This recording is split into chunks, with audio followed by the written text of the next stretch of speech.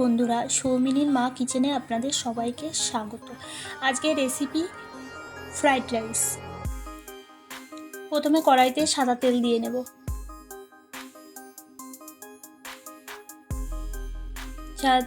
সাদা তেলটি গরম হয়ে গেলে ওর মধ্যে গাজর দিয়ে দেব।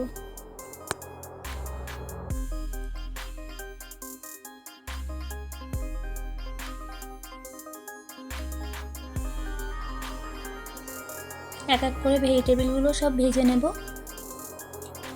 এবার এর মধ্যে লবণ অ্যাড করব।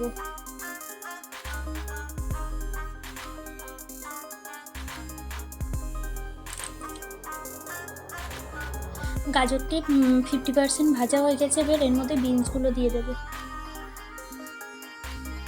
বিনসগুলো ভাজা হলে তারপরে ক্যাপসিকাম অ্যাড করব।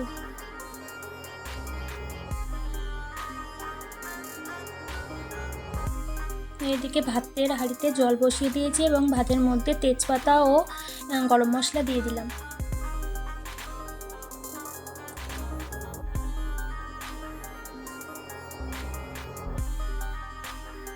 এবার এর মধ্যে ক্যাপসিকামগুলো অ্যাড করলাম, দিয়ে ভাজতে থাকবো। আমার ভেজিটেবলগুলো ভাজা হয়ে গেছে।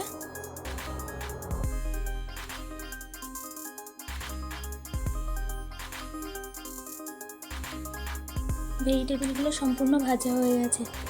এইভাবে বাড়িতে একবার ফ্রাইড রাইস করে দেখবেন, সহজ পদ্ধতিতে, কোনো সমস্যা হবে না। এবার ভাতের হাঁড়িতে চালগুলো দিয়ে দেব। জল ফুটে গেছে।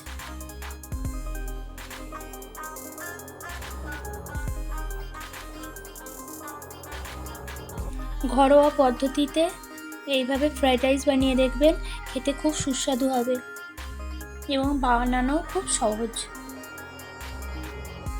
এবার ভাতের মধ্যে 4 থেকে 5 চামচ লবণ দিয়ে দেব।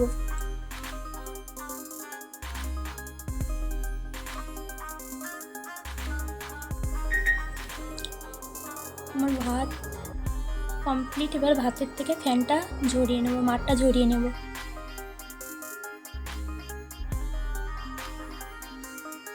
এবার একটি বড় পাত্রের মধ্যে 4 চামচ ঘি দিয়ে নেব।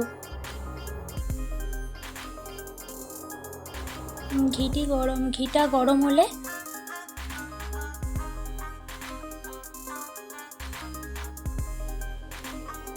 এর মধ্যে কাজু বাদাম কিশমিশ দিয়ে দেব, দিয়ে হালকা আঁচে নেড়ে নেব।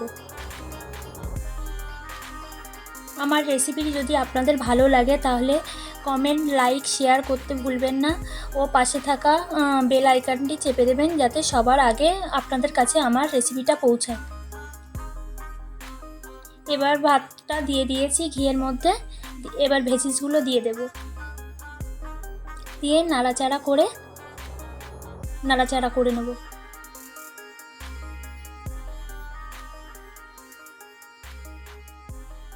এরকমভাবে সহজ পদ্ধতিতে আপনারা বাড়িতে ফ্রাইড রাইসটি বানিয়ে নিতে পারেন। খেতে অসাধারণ হবে এবং রান্না করে আমাকে অবশ্যই কমেন্ট করে জানাবেন।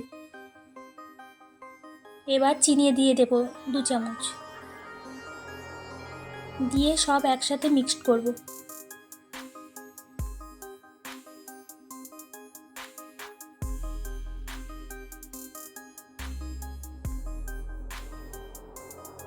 আমার ফ্রাইড রাইস কমপ্লিট। আপনারা বাড়িতে এরকমভাবে একবার ট্রাই করে দেখবেন। ধন্যবাদ।